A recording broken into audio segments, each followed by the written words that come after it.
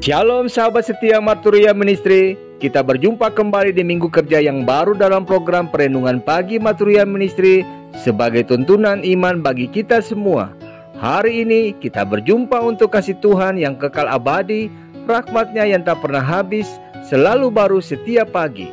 Demikian bagi setiap kita yang mengalami kebaikan Tuhan dengan setahun usia kelahiran dan usia pernikahan yang bertambah di hari ini. Khususnya bagi Bapak Paul Sahat Marulak Sinabutar, Saudari Siska Asni Mariati Saragi, dan Ibu Magdalena Bunga yang mengalami pertambahan setahun usia kelahiran di hari ini. Kiranya anugerah rahmat Tuhan memberkati Bapak Ibu dengan kesehatan, kekuatan, hikmat dan kebajikan dalam menapaki hari-hari hidup pemberian Tuhan ke depan bersama dengan kehidupan keluarga terkasih. Kini sabda Tuhan akan menyapa kita, mendahulunya kita sehati dalam doa. Bapa yang mulia, saat ini mata kami tertuju kepadamu. Urapilah kami dengan Roh Kudus-Mu dan penuhilah kami dengan hikmat Allah, sehingga kami pun dimampukan untuk dapat memaknai kebenaran firman Tuhan di saat ini. Dalam nama Tuhan Yesus kami berdoa. Amin. Pembacaan Alkitab pada saat ini terambil dalam kitab Esra pasal yang kedua, ayat yang ke-36 hingga ayat yang ke-42 yang menyatakan, inilah para imam Bani Yedaya, yakni kaum keluarga Yesuha 973 orang, Bani Imer 1052 orang, Bani Pasyur 1247 orang, Bani Harim 1017 orang. Inilah orang-orang Lewi, Bani Yesua dan Kadmiel, yakni Bani Hodawya 74 orang. Inilah para penyanyi, Bani Asap 128 orang.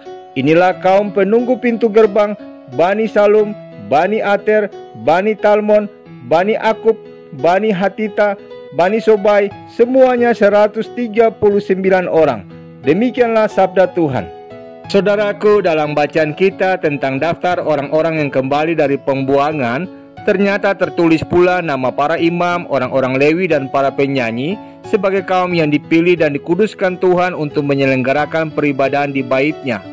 Hal tersebut membuat kepulangan Israel dari pembuangan ke Yerusalem menjadi sempurna ketika mereka dapat bersekutu dan beribadah kepada Allah di bait-Nya yang kudus.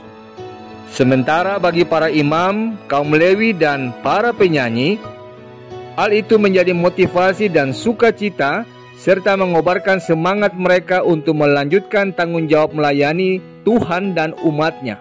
Bila demikian, bagaimana dengan kita, saudaraku?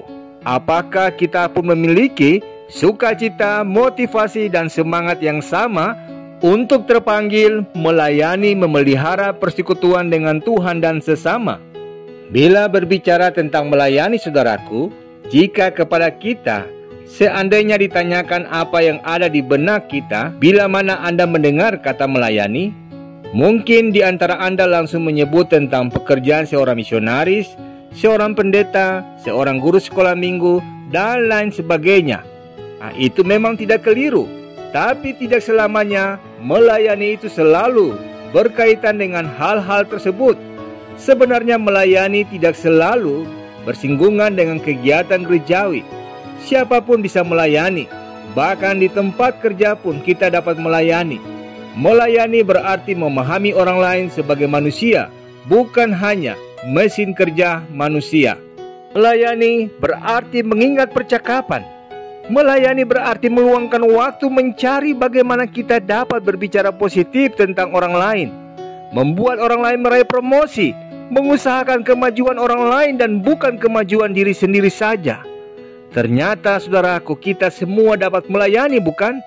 Ya, melayani bukan bicara tentang IQ yang di atas rata-rata, pendidikan tinggi, pengalaman kerja yang sudah puluhan tahun, sederet gelar yang panjang, ataupun kekayaan yang kita miliki. Tapi, saudaraku, melayani hanya membutuhkan ketulusan, kerelaan hati kita untuk memberi tanpa pamrih, melakukan sesuatu tanpa perlu diperlihatkan atau bahkan tanpa berharap penghargaan. Pelayanan Kristus adalah bukti nyata tentang bagaimana Ia bisa memakai orang-orang yang bodoh di mata dunia.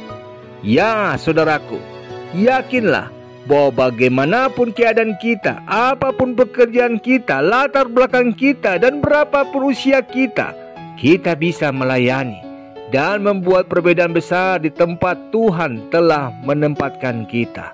Penuhilah panggilan dan pengutusan kita masing-masing, saudaraku, baik selaku pelayan Tuhan maupun sebagai umatnya. Amin. Mari kita akhiri perenungan di saat ini dalam doa. Bapa yang mulia, mohon karuniakan kami kegahiran dan sukacita yang besar untuk membangun persekutuan bersama denganmu, juga dengan sesama kami, melalui tanggung jawab melayani dalam panggilan dan pengutusan kami masing-masing. Demi Kristus Yesus kami berdoa. Amin. Selamat beraktivitas, saudaraku. Ingatlah, berikanlah tanganmu untuk melayani dan hatimu untuk mengasihi Tuhan dan sesama. Salam sehat selalu, sejahtera dan bahagia bersama keluarga tercinta. Tuhan memberkati.